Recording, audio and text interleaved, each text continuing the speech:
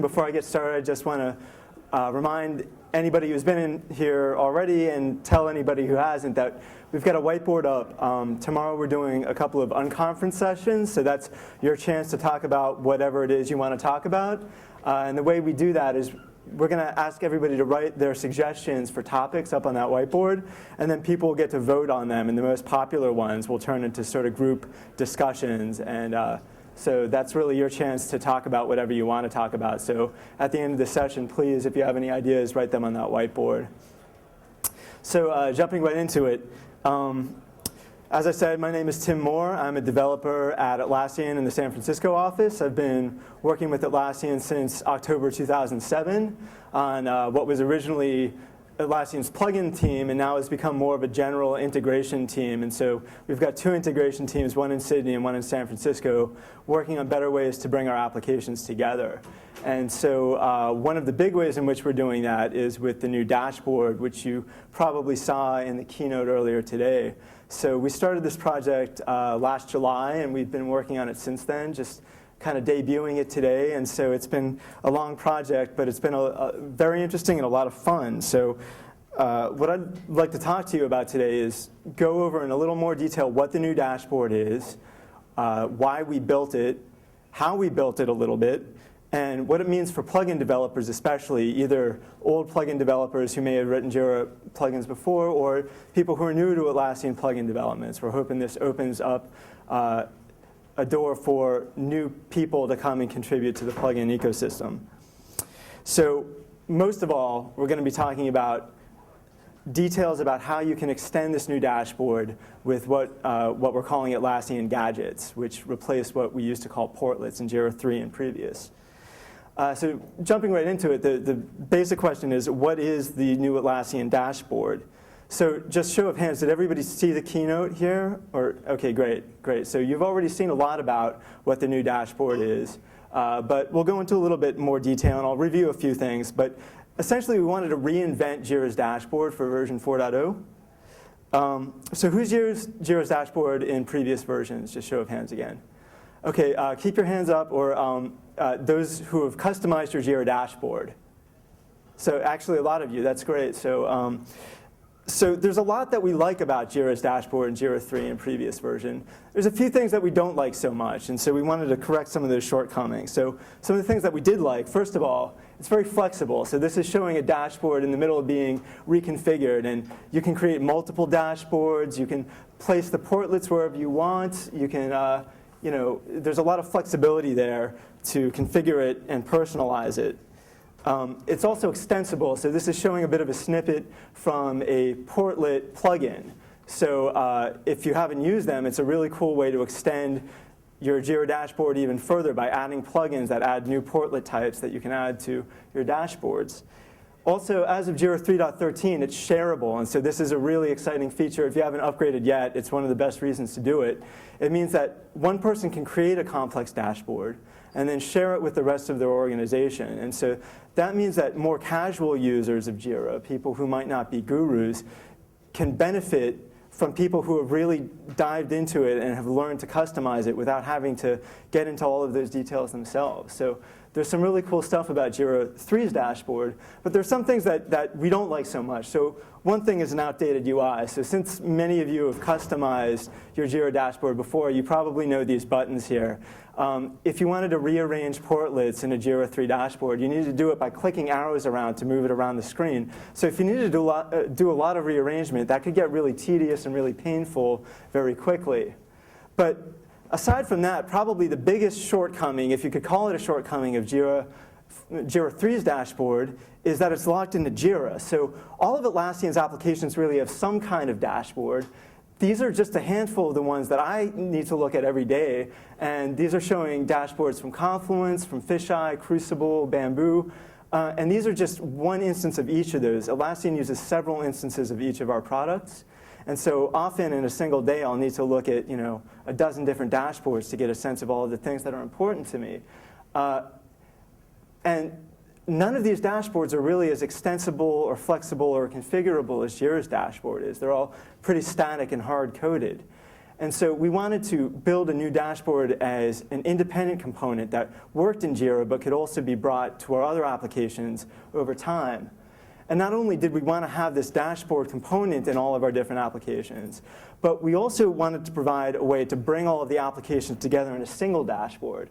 So this is a JIRA 4 dashboard that you see, and I've minimized some of the gadgets so that it will emphasize the other ones. And what you're actually seeing here is data that's being brought from several different Atlassian applications all into one screen. And so we've got JIRA Gadgets, of course, but also Crucible, Confluence, Bamboo Gadgets. And not only can we support multiple applications in one dashboard, but also multiple instances of each of those applications. So we might have, for example, a JIRA Gadget that's coming from the same JIRA instance that we're looking at, but we might have another JIRA Gadget that's coming from some other JIRA instance that I'm also interested in, all side by side. And we're not just talking about Atlassian applications either. We wanted to enable better integration with other non-Atlassian applications as well, because every company uses a variety of tools from a variety of vendors, and we wanted to make it easier to show information from those tools alongside your issues, your source code, your reviews, et cetera. So really, looking at the broader picture of this, what do we really want to accomplish is that we want to emphasize teams, projects, and tasks over software and tools. If you've got a project that you want to see the status of, we want to give you one place to look at the dashboard for that project, not have to look at a dozen different dashboards for whatever software tools that project happens to use. So what we discovered is that a technology that was really intended for a very different purpose was actually ideally suited for what we wanted to do here.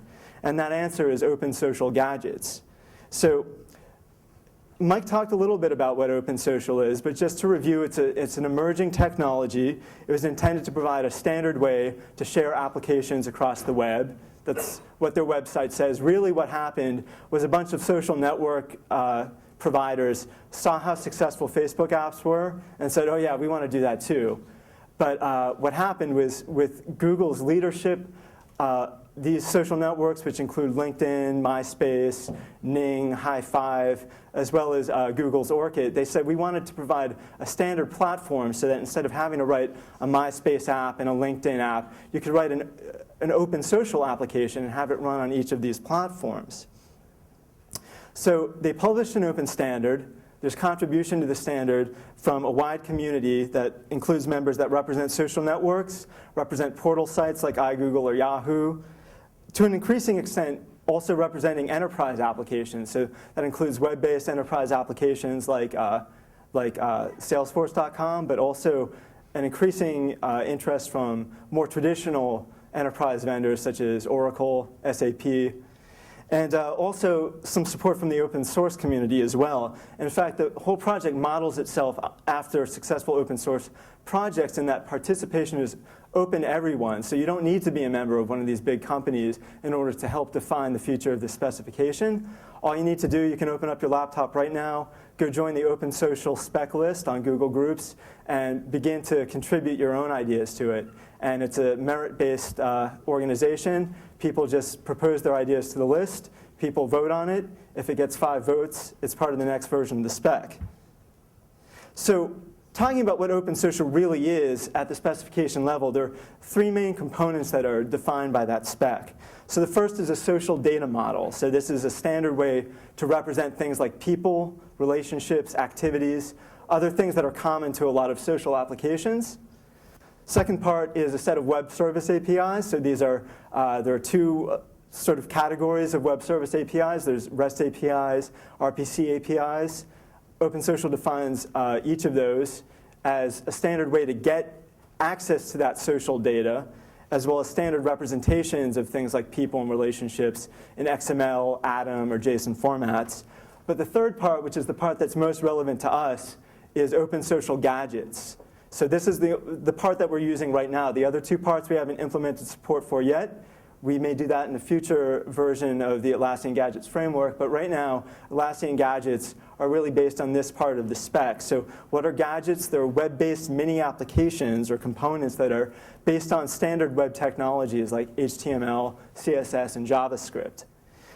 gadgets can be published from one site and then displayed on another site. So that the site that's displaying the gadget, we call that a container. And the container can display gadgets in different contexts, and the gadget doesn't really need to be aware of what context it's going to be displayed in. So one container may display a gadget in a dashboard like JIRA's. Another may be a social network that displays the same gadget in a user profile page, or maybe in the sidebar of a blog. The point is the gadget doesn't need to know what it's being displayed in. It just needs to know its part, and the container doesn't need to know what the gadget does. It just needs to know where to put it on the page. Another thing that's important about gadgets is that they're isolated from each other using iframes. So what this means is that malicious or poorly written gadgets can't really affect other gadgets or the rest of the page. They're contained within their sandbox. But they can communicate with each other and with a container using messages across well-defined safe channels that are defined by the spec.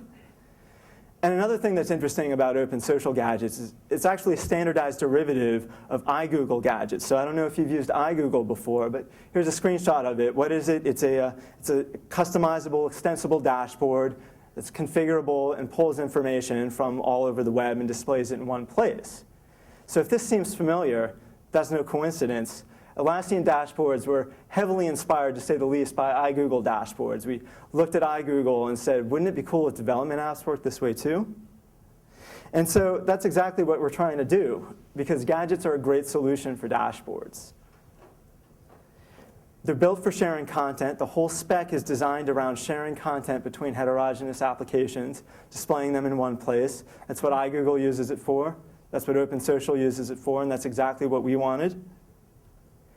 It's based on open standards with wide industry support. So not only is OpenSocial itself an open standard, but it's also based on a number of other standards, including emerging standards such as portable contacts and OAuth.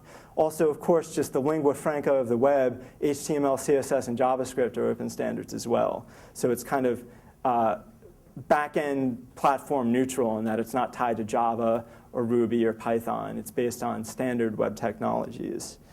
It's got support from a number of companies. This includes social networks, also to an increasing extent business and enterprise-oriented vendors. This is just a small fragment. If you look on the OpenSocial wiki, you can see an ever-growing list of companies and open source projects that are supporting this. And open source is important because Apache Shindig is an open source reference implementation of this standard, which is forming the basis of our implementation as well. It comes in PHP and Java versions. We're, of course, using Java because that's what we're used to. That's what we do. Obviously, it's part of the Apache project, which means it uses the Apache license, which is a nice commercial-friendly license. It allows the software to be incorporated in commercial projects. But the software, the source code, was actually originally contributed by iGoogle. It's the same code that runs iGoogle. They took part of it out, contributed it to Apache, and they continue to run iGoogle off the same code base that is in the open source project.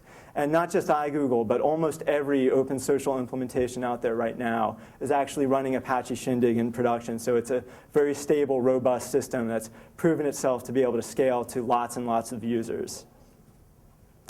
So out of curiosity, who here has actually written a JIRA portlet for JIRA 3 or previous? OK, so a few people. So the good news you'll want to hear first is that we're not going to break your portlets in JIRA 4. We've developed something that we call the Legacy Portlet Bridge, which will transparently expose legacy portlets as OpenSocial gadgets. And so if you've got a portlet plugin and you want to upgrade to JIRA 4, that portlet plugin is still going to work. And if you've written a portlet plugin, you don't necessarily need to convert to gadgets right away. But we do encourage you to test in JIRA 4 beta just to make sure that everything works smoothly and there aren't any quirks. Now, the bad news for portlet developers is that we have deprecated the portlet API, and we're not going to continue to do new development on it. The future really is gadgets. And so we're encouraging you to, when it makes sense for you, convert your portlets over to this new technology. Now, the more bad news is that gadgets are actually a pretty substantially different technology stack than what you might be used to in portlets. So depending on how you've written your portlet, you may have to do a pretty major re-architecture. So if you've got a portlet, now is the time to start thinking about how you're going to make that transition. And then the other sort of qualification is that we've got this legacy portlet bridge in JIRA 4. we don't have any plans to drop the legacy bridge, but we can't commit to supporting it forever. So at some point, you're probably going to need to convert your portlets over to gadgets to make them continue working in some far-off future version of JIRA. But there is more good news, which is that gadgets are a lot better than portlets. We really think this is a better technology that gives you a lot more flexibility. So whether or not you've actually written portlets before, you might wonder, well, what are some of these benefits to gadgets? Well, one of them is that it's really one of the easiest ways to extend Atlassian applications that there is. Gadgets are based off of HTML, CSS, and JavaScript. In many cases, you don't need to write a single line of Java in order to get a Gadget plugin working. And so if you're not familiar with writing Java code, and many of our customers aren't, but you are comfortable with web technologies, it gives you a way to write JIRA extensions without having to write any Java necessarily. Second is that they're safe. As I mentioned before, gadgets are protected in iframes. So this prevents some problems. I don't know if you've seen in portlets before, sometimes one will throw an exception, it will prevent the rest of the page from rendering, or sometimes it'll just load really slowly, which will make the whole dashboard slow. Or there will be a markup bug or a CSS bug, which is going to affect other portlets on the page. Well, with gadgets, you don't have that problem anymore. Gadgets are all isolated, and so if there's a bug in one of them, it's not going to mess up the whole rest of your dashboard. In others, write once, display everywhere. Well, maybe not everywhere, but there are a lot of different contexts that your gadget can be displayed in without having to write new different plugin types. So for example, you've already seen in the keynote where a gadget is displayed both in a JIRA dashboard and a Confluence page using the Confluence Gadget macro. And previously, to do that sort of thing, you would need to write two totally separate plugins, one for JIRA that was a portlet plugin and one for Confluence, which was a Confluence macro plugin. Well, now you can have one plugin that will run both ways. And not just in Atlassian applications, but you can run these standard OpenSocial Gadgets in non-Atlassian applications as well. As you saw Mike demo with Gmail, anything that's an OpenSocial container can run compliant OpenSocial Gadgets. So what do you need to know to write gadgets? Well, I'm going to go through these things one at a time. First, I'm going to sort of take apart the new dashboard, show you what the different parts are, which parts you have control over, and which parts are provided by the framework. Then we're going to go a little bit in depth on what the parts of a gadget are, so talk about how you actually build one from scratch. One of the most important things you do in a gadget is request data from external web services, so we'll go into a little bit of detail about how you do that, because there's some tricky bits to it that you might not be used to from writing Ajax code in the past.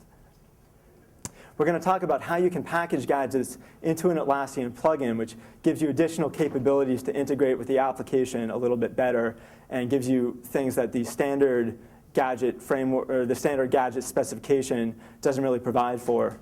And finally, we're going to talk about where to go to learn more, because this is going to be kind of an information-dense session. So we've got all kinds of documentation up on the web, so you're going to want to keep the site around to bookmark and read later. So let's start by taking a look at the JIRA 4 dashboard in a little bit more detail. So this is the JIRA 4 dashboard. I'm going to highlight here at the top, we've got dashboard tabs on the left. You may be used to these from previous versions of JIRA. They allow you to hop between different dashboards that you may have favorited. And then on the right there, we've got what we're calling the gadget menu. These allow you to do things like create new dashboards, edit the layout of the dashboard, which Mike showed you earlier. And most importantly, if you click the Add Gadget button, it brings up the gadget directory, which allows you to browse through all of the gadgets that JIRA knows about, get information about them, click through the different categories, search by keywords, and of course add them to your dashboard. Now, some of these gadgets may be configured by the JIRA administrators, so they're ones that JIRA didn't know about out of the box, but the administrators added to the directory. Other ones are built in or provided by plugins that the administrator may have installed. So when you add gadgets to your dashboard, this is where they show up. So these are all gadgets that you see right here. And each of these gadgets has two sort of main parts. The first is what we call the gadget Chrome. So that includes the title bar here, also the colored frame that goes around the gadget. In the upper right of there, the gadget drop-down menu that allows you to perform operations on each gadget. So everything you've seen here so far, this is all provided by either JIRA, the host application, or by the Atlassian Gadgets framework. As a gadget author, you don't really have much control over everything we've seen so far, except for the title of the gadget. this is where you come in as a gadget author. This is the gadget content. And as I mentioned before, this is all inside an iframe. So if you're not familiar with iframes, basically what that allows you to do, it's a standard HTML feature that lets you embed one web page inside another. And it gets its own HTTP request to fetch that page. It gets its own DOM. It gets its own JavaScript namespace, its own sort of CSS window. So that's the isolation that I was talking about. That's what allows protection between different gadgets. So the gadget can do anything it wants inside of that iframe, and it's not going to affect any of the other gadgets or the rest of the container in any way. So how do you actually write a gadget? Well, the OpenSocial Gadget specification defines sort of three main components that make up gadgets. So the first is an XML spec file. So this is a description of everything that makes up your gadget. It includes metadata, so that's going to be the title, the directory information, things like that. It's going to include, of course, the content that fills the gadget iframe. And this XML spec file is really just a static XML file. You can host it on any web server, Apache, IIS. Anything that can serve an XML file can serve a gadget. So it's a static file. Your container, JIRA, for example, gets configured with a list of these gadget URLs that it knows about. So for example, in JIRA, you would do that using the directory. Administrators can add new gadget spec URLs to that directory. And then the gadget container, when it wants to display one of these gadgets, it fetches that gadget spec XML from the server that hosts it, renders it into HTML, and writes that out to the browser. So one thing that's important here is that to reduce constant HTTP traffic between the container and the server that hosts the gadget spec file, the container caches that spec file, so it's not going to go out to the hosting server every time. So that really means that this needs to be a static file. So you may be tempted to write a servlet that serves up Gadget XML and loads stuff from the database to customize the contents. But you really don't want to do that because it's not going to be loaded every time by the container. It's not going to be customized to each user. So users won't see the changes that are put in there dynamically. So how do you put dynamic content into a gadget? Well, you use JavaScript to fetch data from remote web services and then write them into the DOM. And so the way you do that is you add scripts either inline in the content of your gadget, or you can link to external script files. And these scripts, they can make use of a core JavaScript API that's defined by the OpenSocial Gadget specification. These are JavaScript objects and functions that are automatically available to every gadget. And these allow you to do things like access user configurable preferences, make requests to remote web services, things like that. And in addition to the core API, the gadget specification also defines a series of gadget features or just the capability of gadget features, which are optional capabilities that gadgets can choose to use. Now, some of these features are enumerated out in the gadget specification, but they're optional, which means that not all containers are going to support all of those features. And then it's also sort of the primary extension mechanism for OpenSocial. And so some features are only going to be available in certain containers. For example, we use a custom feature to allow gadgets to tell JIRA which directory categories it should be displayed in. So when you write a gadget, you have a choice when you want to use a feature. You can either declare that that feature is required, which means that your gadget won't work in any containers that don't support that feature. Or you can say that you want that feature to be optional, which means your gadget will run in any container, but it's responsible for testing whether that feature is present before it tries to use it. So this is an XML spec file. Can everybody read that? No. I'm going to go through this section by section. This is a simple gadget that I wrote really just for this presentation. It fetches a list of issues from a JIRA instance and then displays them inside your gadget. It's pretty basic, but it gives you a good overview of how this thing is written. So I'm going to just go through this section by section and talk about what each part is. So first, the top is an XML file, so it has a standard XML banner. This module element is the root element that wraps the entire gadget. And then the first sort of interesting section here is module prefs. This defines the metadata that makes up the gadget. So for example, we've got the title, the author, a thumbnail image, link, a description. These are all used to populate the gadget directory. So this is just a snippet of the screenshot I showed you earlier, where you can see how those things all correlate to what gets displayed in the gadget directory. Next thing we see here are two features that we're requiring. I could have made them optional, but just for brevity's sake, I'm going to make them required. These are two features that are part of the standard, and so they're sort of well-known common features. The first is mini message. This gives you the ability to display a banner inside of your gadget, a little message, and then dismiss it later. It's just a convenient UI shortcut. And then the second shows off how features can integrate with the container a little bit. The dynamic height feature allows a gadget to tell the container to resize the iframe that it's contained in. So we're going to use that when we finish loading the list of issues to resize the gadget so it fits that list of issues exactly. Next section is a set of user prefs. So these are user configurable preferences that the gadget allows people to customize the behavior or the UI of the gadget. So here we've got 3 of them. One allows you to toggle on or off whether you want to show the creation date of the issues when it displays them. Next, whether you want to show the summaries, so you could hide those to have a compact view or show them to get more details about each issue in the list. And then the number of issues you actually want to show. So these user prefs, the Atlassian Gadgets framework is actually going to automatically generate a user interface that allows users to configure those. So when you go to the gadget drop-down menu, for any gadget that defines user prefs, it's going to have an edit menu, which will show you a UI that looks kind of like this. That's automatically generated for you. It's automatically stored within JIRA. And your gadget, all it needs to do is use a core JavaScript API to access those values later. So those are user prefs. The most important part, of course, is the content itself. So a few things to note here. The content type HTML, that means that we're going to have inline HTML right inside of our XML file that defines all of the content of this gadget. Next thing to note is that we've wrapped the whole thing in a CData section. So if you're not familiar with CData, it's an XML directive that tells XML parsers to process everything within that block as escaped text. So if we didn't have that there, then all of this HTML markup in the middle, the XML parser would try to process as XML elements that are part of the spec file that would cause errors. So we use that CData section to avoid having to use ampersand escapes for all of the brackets and other things in here. So it's basically just a way of saying all of this HTML block, treat that as text. So the content itself is pretty simple. We've got a link to an external style sheet. We've got a link to an external script. And by the way, I just want to mention all of these URLs that are here. These are real URLs. All the source code for this gadget is up in a publicly browsable Subversion repository.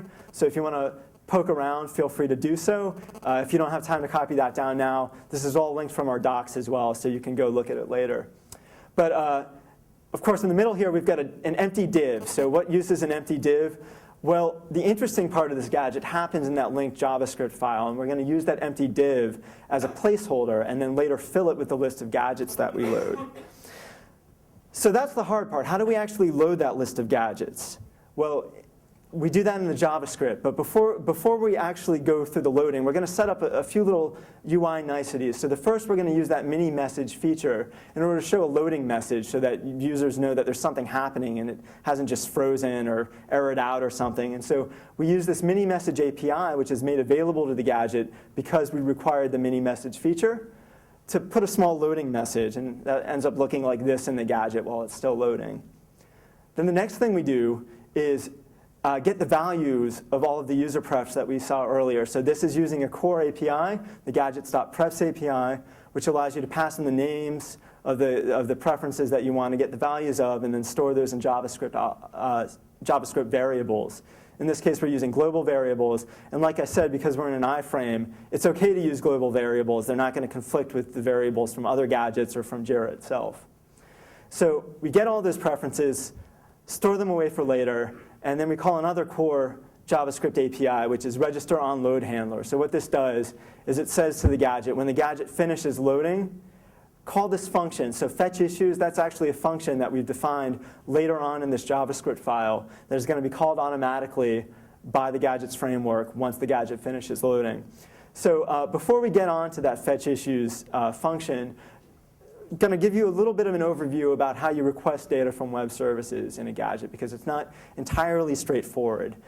The simple part is that you're using AJAX and DOM. So if you've ever written AJAX applications before, that's the fundamental mechanism we're using here. An XML HTTP request, which fetches data from some back-end web service, and then we use DOM manipulation methods within JavaScript in order to take that data and render it into HTML. There's a trick, though. If you've ever written AJAX code before, you may know that browsers have this restriction where JavaScript loaded from one site can't access data from other servers, right? Well, as I said before, when you're loading a gadget from some remote hosting server, it all gets pulled into the container and served from there. So if you've got a Bamboo gadget that's being displayed within JIRA, JIRA is actually going to pull that gadget from Bamboo, render it into HTML in JIRA, and so the browser is going to see a gadget URL that looks like it's in JIRA, which means that to make an XML HTTP request to Bamboo, the browser is not going to allow that because it's sitting on a different domain name. And so that means that gadgets, in order to make these remote calls, need to use a proxy. And what this is something sitting in the gadget server that allows the gadget to make requests through that server. And that server will then make a server-to-server connection to the back-end data source, pull the data, and then send it back to the gadget. So all OpenSocial containers come with a built-in request proxy that's made available to gadgets to allow them to get around these browser restrictions. So that means that any gadget can make requests to any web service. And this means not just the one that it may have come from. So if you've got your Bamboo gadget that's being served in JIRA, it can make requests to Bamboo, but it can also mash up data from multiple different websites, pull them all together, and mash the data together. So this is a really powerful feature. Of course, it's got its own kind of caveats. Ordinarily, when you're making an AJAX request, let's say JIRA has AJAX calls that are being made from its own JavaScript back to JIRA. It's going to take along the login cookie that the user has for JIRA. And so you don't need to really do any special authentication for AJAX calls that are all coming from and going to the same place. But because we've got this proxy in the middle, that means there's not going to be any cookies going from the request proxy to Bamboo or whatever your backend server is. So we need to have some kind of server-to-server authentication. So just out of curiosity, who's used Atlassian Trusted Applications, or who knows what that is? OK, cool, a few people. So basically, trusted apps are one way of doing this server-to-server authentication, and it's something that's specific to Atlassian, but it's really the most easy, transparent way to do it. So if you've configured Bamboo to trust JIRA, so JIRA is a trusted app for Bamboo, that means that JIRA is going to pass through the logged-in user information transparently to Bamboo. Bamboo will see that it's Timur or whoever making this request, and it's going to provide secure data back to it as if it were Timur making the request directly. And so if you've got trusted applications, that works really well, but there's a couple of problems with that. The first is that obviously this only works between Atlassian applications. So if you want your gadget to also work in, say, Gmail, that's not going to work because Gmail doesn't know how to speak Atlassian trusted applications. And then the second problem is that one limitation that trusted apps has is that it really only works if you've got the same user base across all your systems, because all it says is this is Timur. Well, if Timur on Bamboo is a different user than Timur in JIRA, then you've got a problem there. So this really is intended for single sign-on systems where you're using a standard user database like Crowd, for example, or an LDAP database. But we wanted to provide more flexible options for people who might have heterogeneous applications that are not necessarily centrally managed. And of course, we wanted to be compatible with other containers. So the other solution we have is something called OAuth. OAuth is a standard authorization API. You may have heard of it. It's kind of an emerging standard on the web that allows you to make secure API requests between two applications. So this isn't just an OpenSocial thing, although it's built into the OpenSocial standard, but it's also used by a lot of other web applications. Twitter uses it, PhotoBucket, TripIt. There's a lot of websites out there and an ever-growing list that's using this. As part of this project, we've actually developed OAuth plugins that work in all Atlassian applications that allow you to make OAuth requests to Atlassian APIs. And so that's the solution that we have for these heterogeneous distributed environments that work across many different containers. The way OAuth works is that when JIRA wants to make a request to Bamboo, and Bamboo doesn't know who JIRA is or who it's acting on behalf of, it will send back a message saying, JIRA, you need to authorize this user with Bamboo. And JIRA will pop up a window that will take you to Bamboo, ask you to log in so Bamboo knows who you are, and then says, JIRA wants to access your data. Do you want to allow this? And if you click yes, it passes JIRA a secure token, which it can then use to request data on your behalf. If you've ever used Facebook Connect, it's a very similar experience where it takes you to that site, asks you to authorize the application, and then when you approve it, it's kind of transparent from then on out. And the great thing about this is it means that JIRA doesn't need to have your Bamboo login information. And with JIRA and Bamboo, that's one thing. But it's more obvious when you're dealing with open web services like Gmail. Maybe you don't want to give your internal JIRA password to Google. I don't. And so OAuth is a good solution for that sort of thing. Now, if this all sounds kind of complicated, it is. But the Gadgets API makes it pretty easy.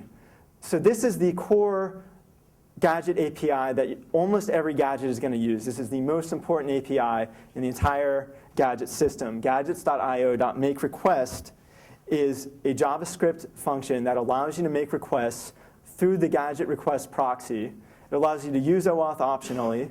And it provides a lot of convenient functions to process that data when it returns from the server. So you can say that you're expecting XML data, and it will automatically parse that into a DOM object. You can say that you're expecting JSON data, and it will automatically produce a JavaScript object. And then with that response data parsed for you, you give it the name of a function that you want it to call with that processed data, and then you can do whatever you want to with that. So let's take a look at, what can you call from a gadget using gadgets.io.makeRequest? Well, really, you can call any URL you want. As long as it's available to the server that's running your container, JIRA, then you can call any URL out there on your local network, on the public web, anything really. Obviously, XML and JSON APIs are going to be the most useful.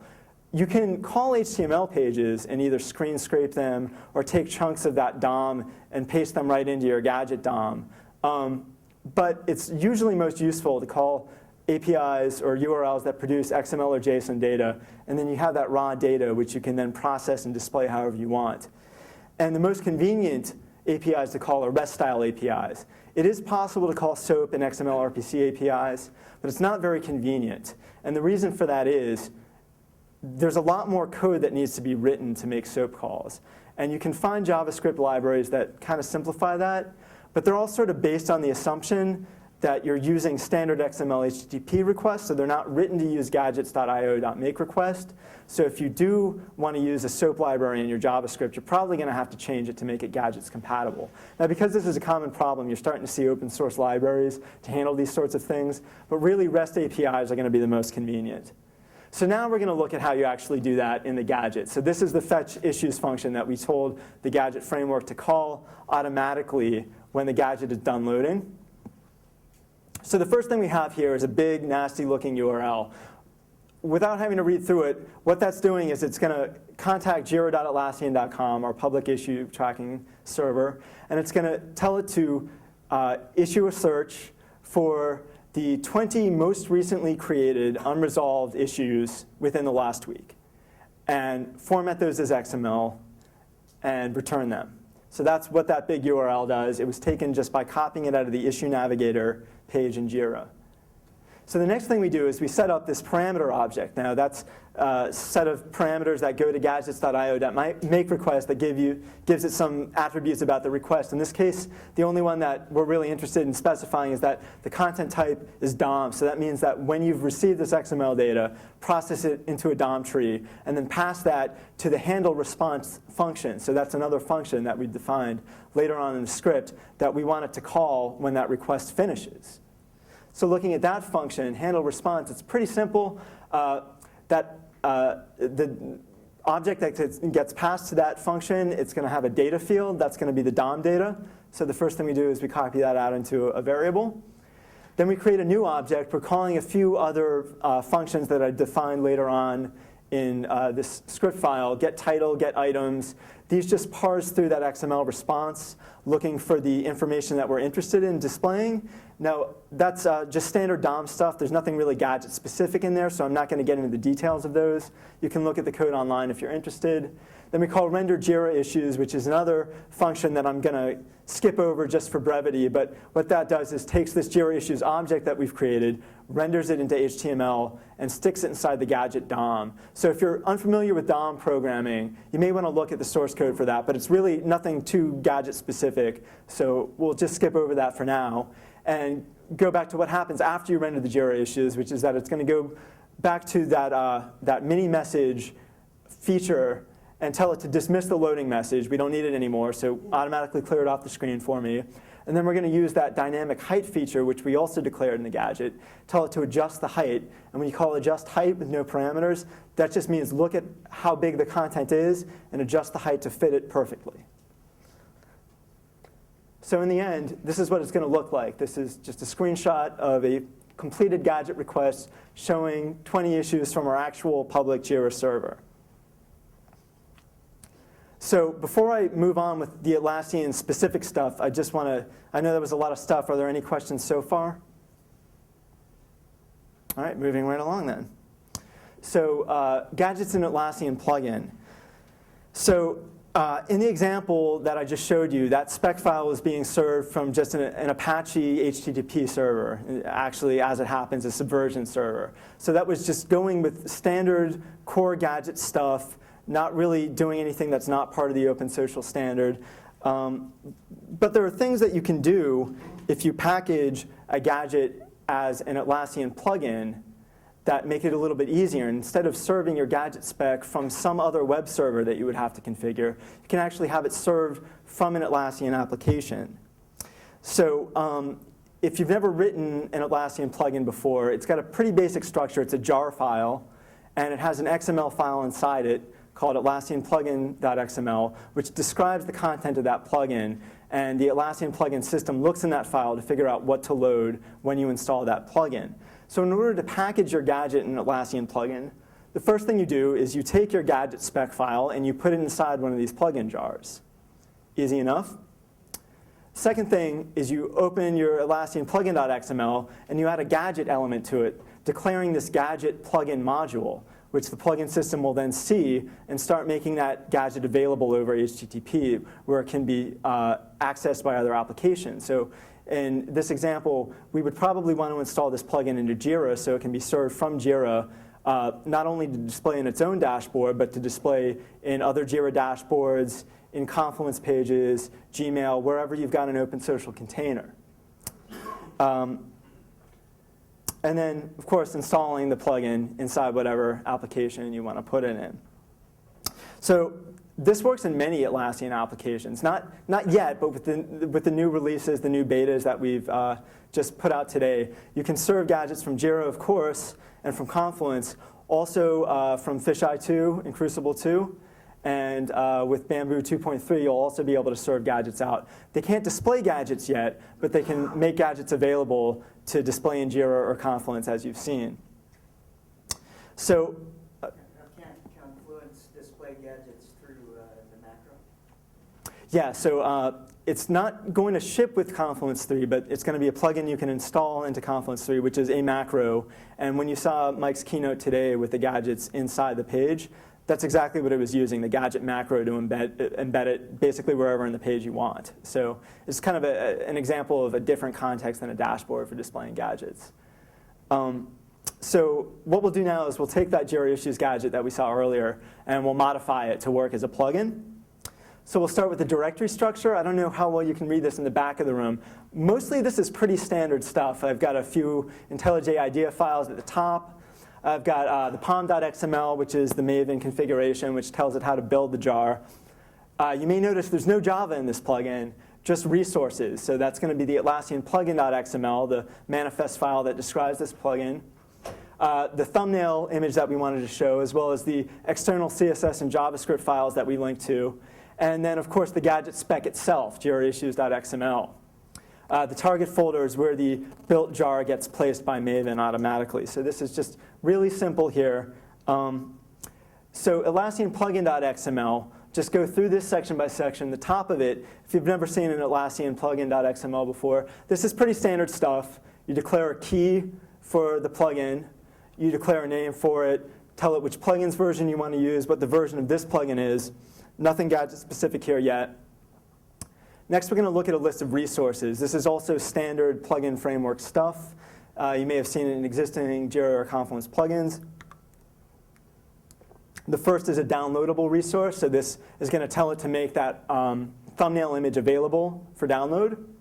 Second is web resources. This is something, it's kind of like a downloadable resource, but it's specific to CSS and JavaScript.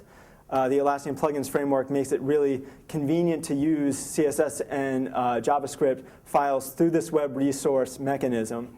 So this is all, again, standard plugin stuff. Here's where the gadget part comes in. So this gadget element, very simple. We give it a key because every element in an Atlassian plugin.xml file needs a unique key so that you can refer to it. So that's just whatever you want as a unique ID within that plugin for this gadget. And then the location just tells it where in the jar to find the XML spec file. So in this case, it's in the root level of the jar. It's called JIRA issues.xml. Pretty simple. And the JIRA issues.xml that we've already seen actually will work as is from this plugin. But there are a few problems. It's really less than ideal in a few ways. The XML file that we saw before has hard-coded URLs for the thumbnail image and for the JavaScript and the CSS that all point to a subversion server. Now that'll work for the most part unless the JIRA server is disconnected from the network, as is the case in some secure environments. And even if it's on the network, on the web, it may be a lot slower to load those resources over the public internet than getting them from the plugin where I've already packaged them. And it's particularly a problem for that make request call. We had that big hard-coded URL to jira.atlassian.com. And when we install this plugin into our own JIRA instance, we don't want it to display the issues from jira.atlassian.com. We want it to display the issues from the JIRA instance it's installed into, right? The gadgets, the OpenSocial Gadgets spec doesn't really give you a good way to handle that. So we've invented our own form of gadget pre-processing. When you put your Gadget XML spec into a plugin, what you're specifying isn't exactly a Gadget spec file. It's a template for a Gadget spec file. And there are certain special tokens that you can put into your Gadget spec template, which the Atlassian Gadget system will automatically convert into system-specific values when it's serving that gadget out. And to underscore that point, it's the server that's serving the gadget that's going to substitute those, not the one that's displaying it. So the first one, and sort of the foundational one, is the Atlassian base URL. So you can put this anywhere in a gadget spec, and when you serve that gadget spec, it's going to be replaced with the actual base URL of the server it's coming from. So this is the fundamental way that you are able to make requests back to the server that the plugin is installed in by using this base URL token wherever you need to produce a URL for the server that the plugin's installed into. Then we've also got a couple of things that we're calling hash directives. They look a little bit like velocity macros, although that's not actually how they're implemented. And they allow you to do things that, for example, integrate with the plugin system or with the host application a little more directly. So as an example, we've got one called static resource URL. And this allows you to specify a downloadable resource that's part of your plugin, and it will expand it out to the full URL of that plugin on whatever server the plugin's installed into. Or for web resources, we have require resource and include resources, which are pretty similar to the equivalent macros and velocity files if you've ever used those in, for example, a Confluence macro. This will allow you to specify web resources like the CSS and JavaScript web resource I defined in my plugin and include those in a gadget in your content section in the place where you want to put them. And there's actually a bunch more of these that I won't get into right now, but if you read the documentation, we go over each one in detail. So looking at the gadget again, this was the original version of the gadget that we had written to work on just any web server. We're going to modify it to work in a plugin. So the way we do that is take the thumbnail URL and replace it with this static resource URL hash directive, specify the plugin key, the module key of our JIRA issues gadget, and the name of the downloadable resource that we want to display. So that's going to be automatically expanded to the JIRA issues thumbnail image on the server where the plugin is installed. Next, we want to modify the content section. We don't want these big hard-coded URLs for the CSS and JavaScript. We want to make use of Atlassian Plugins web resource system. So we're going to modify that to put require resource, name the web resource that we want to use, and then include resources to say insert those link tags right here. Now, the other problem that we had was that big search request URL, which is locked away inside of our JavaScript file. Now, an important point here is that JavaScript, CSS, other linked files are not going to get preprocessed by this Gadget preprocessor. Only the Gadget spec itself is. So the solution for that is that anything that needs to be server specific, you need to pull into an inline script block within your Gadget spec. And so this is what that looks like. We just put a little JavaScript block that stores the URL in a URL global variable that is then used by the script when it's included from the external file. So you can see here we've got this Atlassian base URL tag there. That's going to be expanded to the base URL of whatever server this plugin is installed in.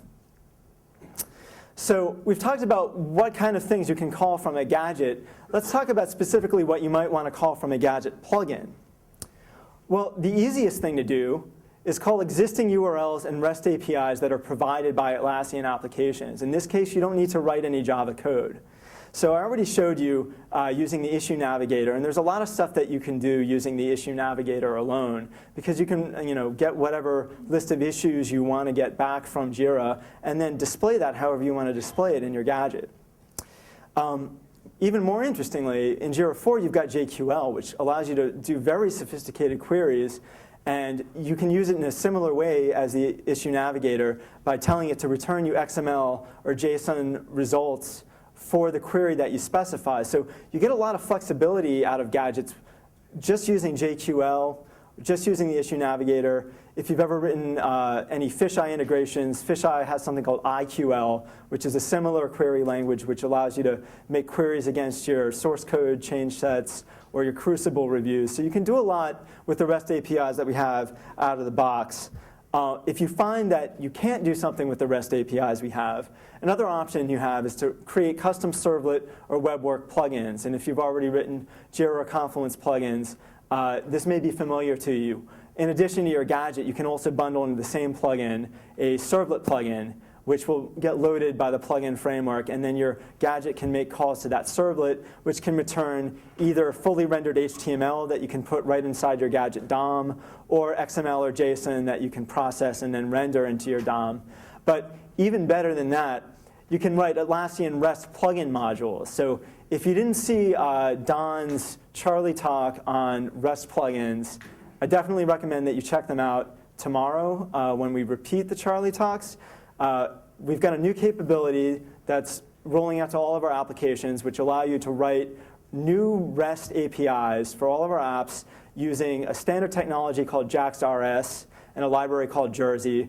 It's a really easy way to write new REST APIs. It takes care of converting Java Bean objects to XML or JSON. It uses annotations for configuration. It's actually a way easier way to extend the REST API than writing custom servlet types. So if you didn't see the talk, I definitely recommend that you check it out, because REST APIs and gadgets go together like peanut butter and jelly. It's really a great combination. So the last thing, and starting to run a little short on time, so I can't get into a lot of the details of OAuth, but the gadgets I've shown you don't do any kind of authentication. So that will work if you're displaying the gadget in the same server that you're serving it from, because it knows it's the same server and doesn't need to re-authenticate you. It will also work, as I mentioned earlier, if you're serving it from one application and displaying it in a trusted application, but an application that's trusted by the server that the plugin is installed in. So with trusted apps, it's also all transparent. We don't need to worry about authentication. But if you are using a gadget in a container that is not trusted by the application that you're trying to access data from, then you're going to need to use OAuth. I don't really have time to go over the details of this, but we do have a special hash directive which makes it easy. It automatically inserts the fragment of XML that you need in your spec file in order to configure it to use the Atlassian OAuth plugins. We also have JavaScript APIs that make it pretty easy, almost as easy as making a standard gadgets.io.make request call all the documentation for this stuff is online. So we'll just kind of gloss over that for now. And talk about what may be coming next in the Atlassian Gadgets framework and all of our applications. Now, this is all tentative stuff, so I don't want to make any promises, but these are the things that we're thinking about doing in future phases of this work. The first thing, JavaScript helper libraries. We're pretty sure this is going to be coming before the JIRA 4.0 final release, because we actually developed a set of JavaScript libraries for writing JIRA's gadgets, the same gadgets that you saw in the dashboard that Mike demoed today. All of the gadgets that are part of JIRA use this framework that was developed by one of our JavaScript gurus at Atlassian that just provides a friendly wrapper around the Gadgets API and allows you to build very complex gadgets in a declarative way that's really easy to use. So we're working on making that a standard part of the Gadgets framework so that you can use it from any Atlassian application, and then documenting it so that you can actually make use of it. So that's one thing that is coming up soon. Next thing is we want to take this dashboard component and port it to other Atlassian applications. As I mentioned earlier in the talk, we developed this as a component that is independent from JIRA. It was built as a plugins to plugin using the SAL API, which you may have heard Don talk about earlier. So that means it can theoretically run in every Atlassian application, although a certain amount of integration work is necessary to do it. So it's something that we're hoping to roll out to the other applications over time. We don't really have a specific timeline yet, but get your feature request votes in for the products that you want to see it in. Other than getting the dashboard everywhere, we want to get gadgets everywhere. Gadgets, of course, make sense in dashboards, and you've seen the Confluence gadget macro, but we want to put gadgets in every page imaginable, really. It would make sense to put them in user profiles, in issue tabs, project tabs, in source code views and fisheye. There are a lot of places where it would be really useful to have extensible visual components, and so we want to get gadgets all over our applications. We also want to implement more support for OpenSocial. So I mentioned right now, we're pretty much focusing on gadgets, but there's also the social data APIs and the remote web service APIs to access those.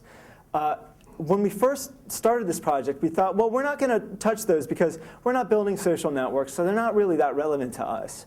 But the more exposure we had to this technology and to people who are doing interesting things with it, and the more we thought about it, well, we really do build social software because development is an inherently social activity.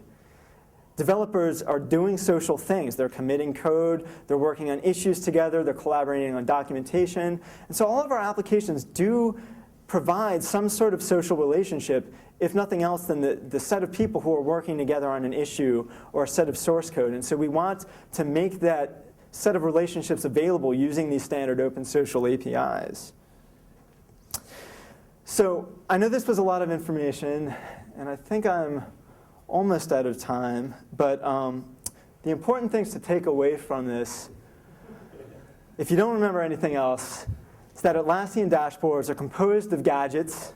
These gadgets are OpenSocial Gadgets, which are HTML, CSS, and JavaScript mini applications that can be displayed in many different contexts without having to be aware of each one.